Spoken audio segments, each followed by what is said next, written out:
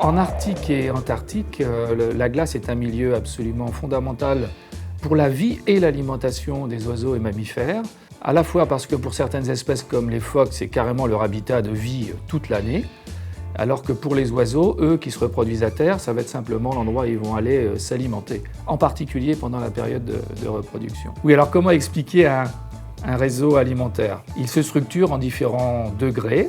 Avec le degré de base, il est facile à comprendre que c'est celui du phytoplancton en milieu marin, c'est ce qu'on appelle le niveau 1. Ensuite, vous allez avoir les consommateurs de phytoplancton, en particulier certaines espèces de crustacés, qui vont être le numéro 2. Et puis on va passer à un niveau supérieur, en particulier des poissons, qui vont être 3. Et puis on va passer à des niveaux encore supérieurs, et là on arrive aux animaux qui nous intéressent dans le cadre du programme Sensei, c'est-à-dire les oiseaux, les mammifères marins, qui vont être au minimum au niveau 4, voire même au niveau 5. Alors pour vous donner un exemple emblématique, qui est celui de l'ours polaire en Arctique, lui il est tout au sommet du réseau alimentaire et il est à un niveau trophique entre 5 et 6. Pour les proies qui sont liées à la glace, en Arctique on a une espèce de poisson très importante, en particulier dans la nutrition des phoques, et de l'espèce de phoque qui nous intéresse dans le programme Sensei, c'est le phoque à capuchon, c'est la morue arctique. Et son habitat privilégié à la morue arctique, c'est de vivre en banc sous la glace, immédiatement sous la glace. En Antarctique, on a deux espèces qui sont absolument fondamentales pour l'alimentation tant des oiseaux que des mammifères marins, en particulier les phoques, mais aussi les baleines.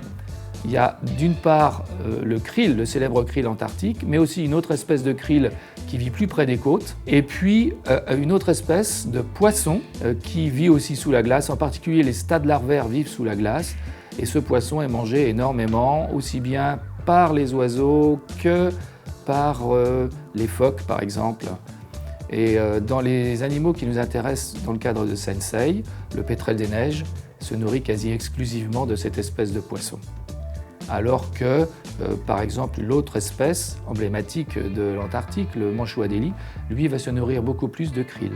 Comment expliquer qu'on a des populations aussi importantes de prédateurs marins en Arctique ou en Antarctique? Eh bien, c'est qu'une partie de cette explication réside dans le fait que les ressources marines ne sont pas exploitées de la même manière par les différentes espèces. La coexistence, elle peut s'expliquer par le fait qu'il va y avoir une espèce qui va être spécialisée sur, par exemple, un poisson, et une autre va se nourrir essentiellement de crustacés. Donc ça veut dire, de manière très simple, que s'il n'y a pas de glace, les animaux qui sont liés à la glace sont directement impactés.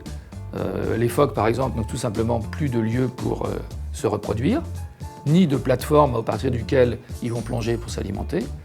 Et puis pour les oiseaux, ça va être un gros problème également, parce que de toute façon, ils vont perdre leur habitat d'alimentation.